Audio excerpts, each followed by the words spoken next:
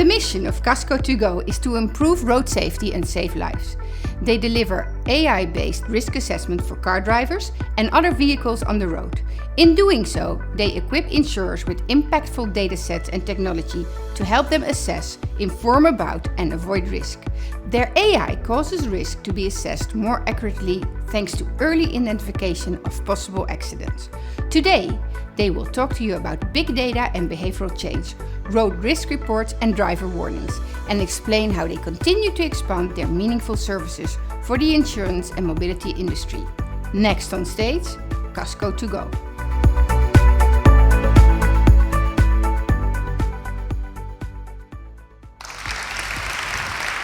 Good morning, everybody. My name's Harry, and I'm responsible for strategy at kasko2go.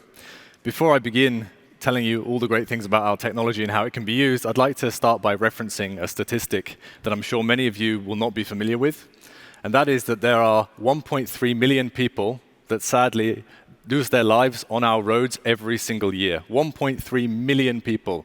That is the equivalent of 37 regional-sized airplanes crashing every single day. 37 planes full of passengers crashing every single day. That is the extent of the problem. Now, perhaps what's more alarming than even this statistic is that the fact that it's actually rising. This number is increasing every year in a lot of countries, particularly in the US. And this is happening despite huge leaps forward in technologies. We have connected vehicles now, we have ADAS systems, we have telematics, which is becoming more and more sophisticated. And as well, we also have the new and improved safety features that are installed inside vehicles almost upon production now.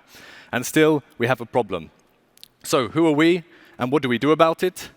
We are kasko2go, and we have spent the last few years building a model that can predict traffic accidents.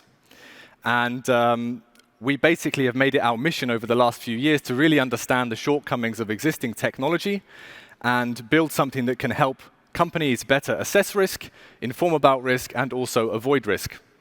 At the moment, we're working with different companies within the mobility industry, so from insurance companies and groups to integrating with telematic companies and OEMs, so we're serving a broad range of clientele. So how does it work?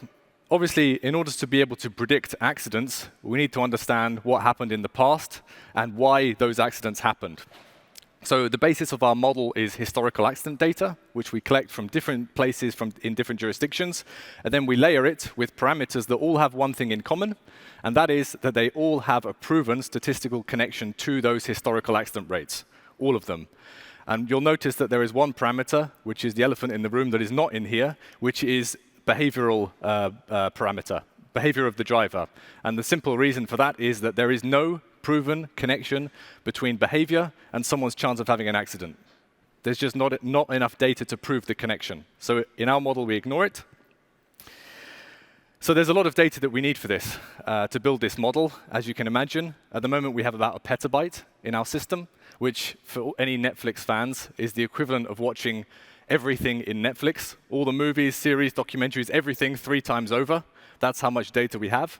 And this is what it looks like. This is a visual representation of the technology working.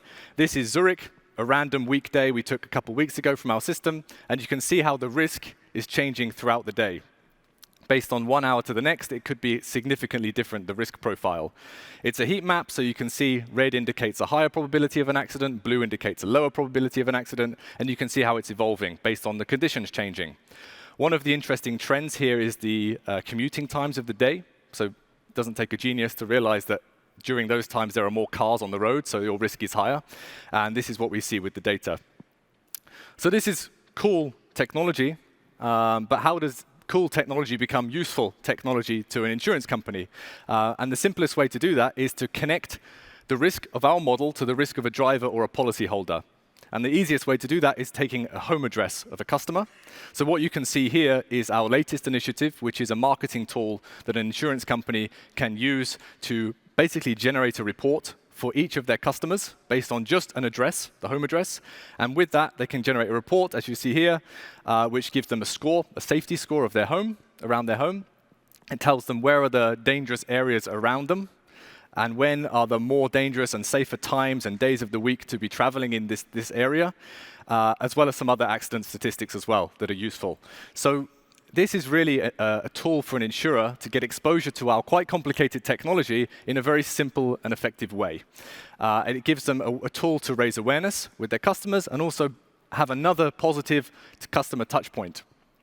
So as well, you can see there are some questions that can be asked as well by the insurer to get feedback from the customers, as well as an option to share the link with a friend. So they can give this tool to the customer to put their own addresses in, and you can share that with a friend, which could obviously lead to, as well, to additional leads.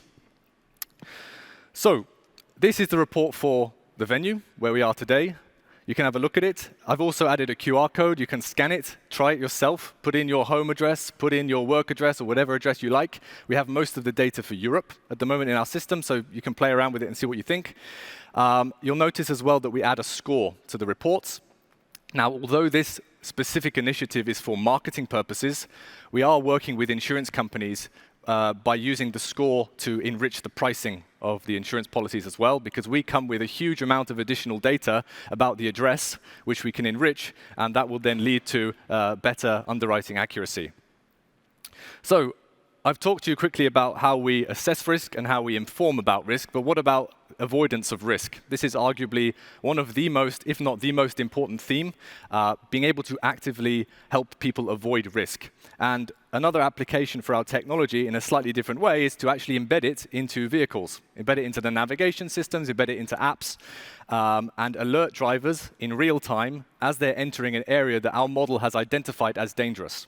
So as soon as the person enters that area, they get an alert. It could be a sound, a light, or a vibration on their device or through the car. Like similar to if you're speeding, in modern cars you get a sound, not that I would know, that alerts you when you're entering the area.